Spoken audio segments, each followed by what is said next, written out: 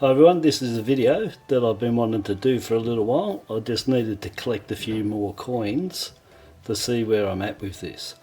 And what I believe that I found is another variety coin that, well, I'm going to take the credit for this because I haven't seen this on any blogs. I can't find anything at all on these 2016 50-cent pieces, and that's the coat of arms 50-cent piece for the 2016, not the changeover, that have anything that shows a variety. And I have found a variety, unless somebody generally has some information that they had or know of, that's been gazetted somewhere in a blog, but you know, some proof that it's out there. Not just saying it, because I need to see that somebody else has found it before me. But if not, we've got another variety to be looking for here. So I'll get into what it is. So what I have here is 13 coins. I have 8 in this bag. They're all 2016 coat of arms, and 1 in this bag. These here are error coins. They've all got the cud on the roo reed, I call it, and it's on the tail and the reed. There's a cud on there. So I've got 5 of them. 8 of the coat of arms here that aren't error coins. They're just ones I've taken out of circulation, and 1 that's come out of circulation that's not an error coin. So I'll show these up closer and I'll get into what this variety is. So at the moment I'm one variety that obviously is the variety, because I've got 13 that are all the same. So 13 the same, 1 that's not. And we'll get up closer with this one and another coin. I'm going to show you what everybody better be looking for. These could be extremely rare. Okay, I've put them up really close without me saying anything. I wonder if anybody can see just off this what the variety is. It's a die variety, obviously. Varieties are going to be die varieties, but it's a die variety.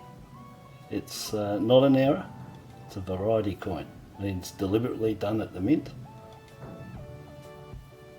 And I'll tell you what it is. If you look on the left, if you have a look at the font, the date, have a look at this font and date. It's about a third thicker again. This is a wide font minted coin. This is thin font minted coin. All the coins I have in the bags, all of them that I checked, they're all the thin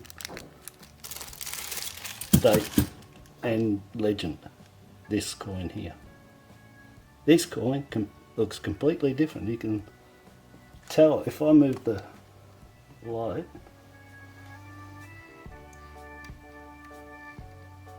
It is so shiny, it's minted so well.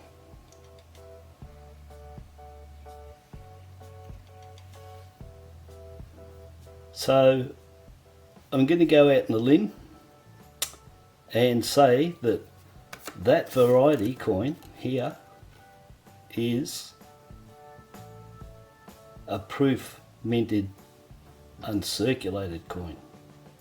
That the mint, I believe the mint has used up its proof die in 2016, whereas they don't, because they destroy proof dies after they're used. But they will use them up sometimes. 99, 2003, I remember both those years I've had uncirculated coins for circulation that have gone out. They've got proof finishes. And the mint from time to time will use an obverse that's still in good nick and belt out a few coins with it.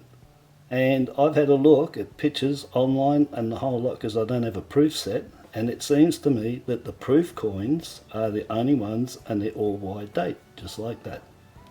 The mint set coins and the circulating coins, that's all I can see is these, the thin date. So I believe that the mint has pumped out whatever they did, who knows what, how many, could be 10,000, could be 500, could be 50,000, I don't know. And they've used it up. If you have a look at the proof coins, they've got the wide font and date in them. They do that with the proofs because it gives them a nice finish than this skinny looking font on this one. It looks better to have broad font. So that's broad and that's standard.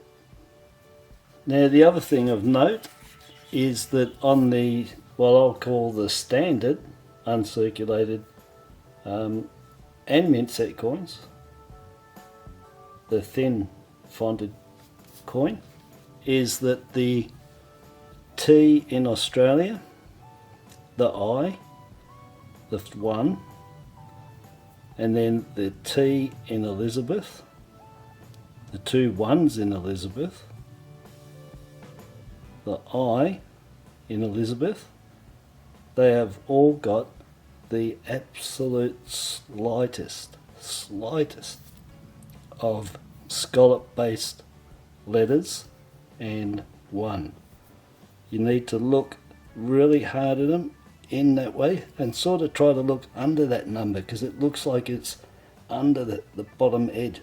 It's really hard to explain, but if you got one and have a look at your standard 2016, the 1, the I, the T, the I, the T, and the 2 1s, they have the slightest curve on them. The slightest, really slight curve. So not only the font is different in width, these do have the slightest of slight scalloped or curve based or fishtail based letters. Okay, so that's another one to look at, but that's on the standard coin. The broad font and date does not have any sign. They're flat, dead straight. And I reckon that's been minted with a proof die. If not, then that means that there's 2 dies out there for the mint set, which are the same coins that are in circulation. No difference. They just take the best ones out of the hopper and put them into the mint sets. That's it. Usually the first ones off the strike.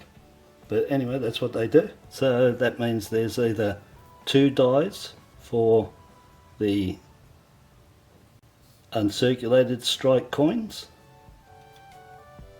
and 1 die in the proofs, because I haven't seen any proofs with that thin on it, or there is only 1 die for the uncirculated strikes, 1 for the proof, and they decided to use it up.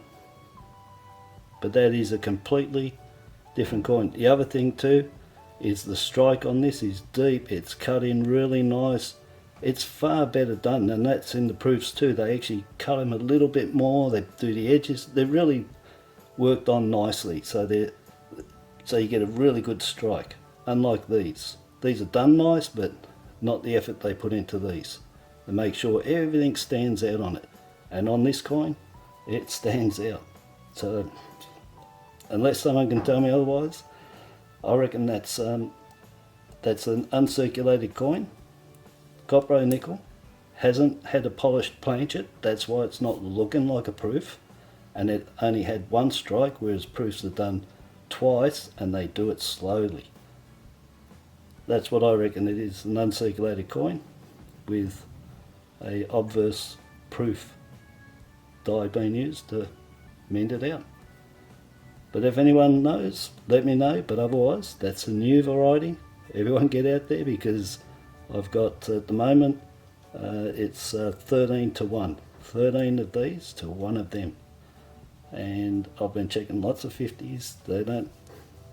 There's lots of these I've thrown back. I haven't kept them. I've just kept the best to be able to show, but I'll only show one of them, and that's the best one.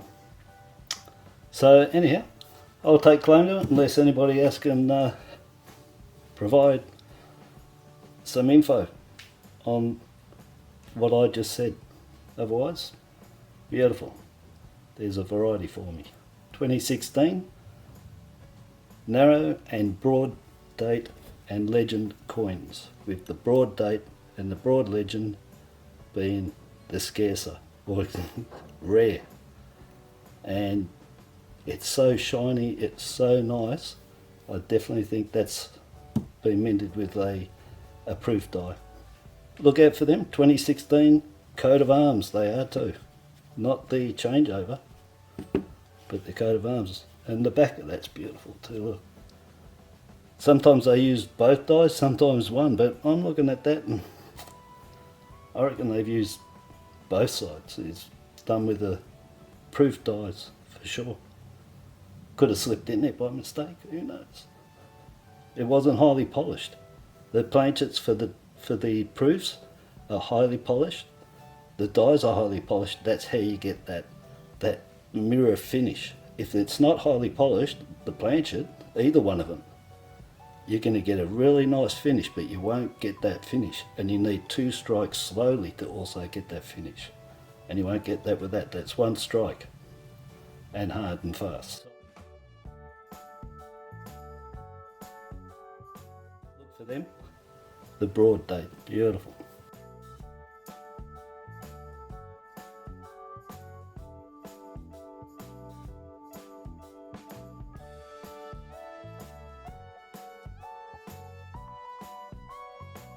Okay, until my next video, thanks for watching. Please subscribe, hit the like button, and until next video, bye bye.